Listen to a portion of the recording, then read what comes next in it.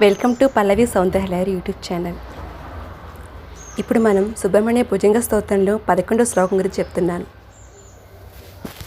పులిందేశ కన్యా Ghana భోగతుంగా స్తనాలిం గణాసక్త కాశ్మీర రాగం నమస్యామ్యహం తారకారే తవోరహాం స్వభక్తావణే సర్వదా సానురాగం.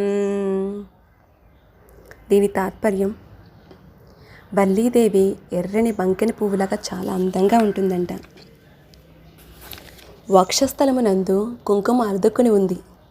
తెల్లగా ఉండే సుబ్రహ్మణ్యుడు ఎర్రగా ఉండే వల్లిని ఆలింగనం చేసుకున్నప్పుడు, ఎర్రని కుంకుమ ఎర్రని వక్షస్థలం మీద నుంచి భర్త హత్తుకున్నప్పుడు బుగ్గలలో పుట్టిన అనురాగ కాంతులతో కలిసి ఒక కొత్త చిక్కటి ఎర్రని కాంతి పుట్టిందంట.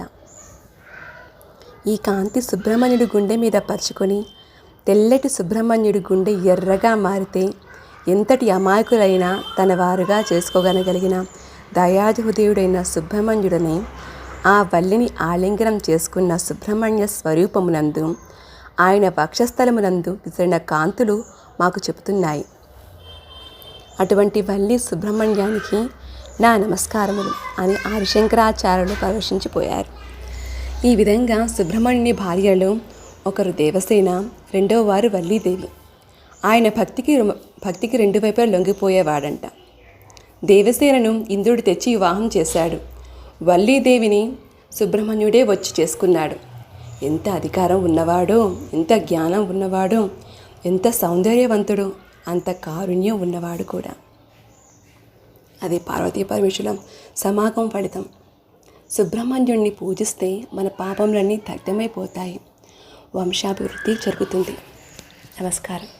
మళ్ళీ కొత్త శ్లోకంతో మళ్ళీ మీ ముందుకు వస్తాను. నా పద్యం నచ్చితే, నా శ్లోకం నచ్చితే లైక్ చేయండి, షేర్ చేయండి, సబ్స్క్రైబ్ చేయండి.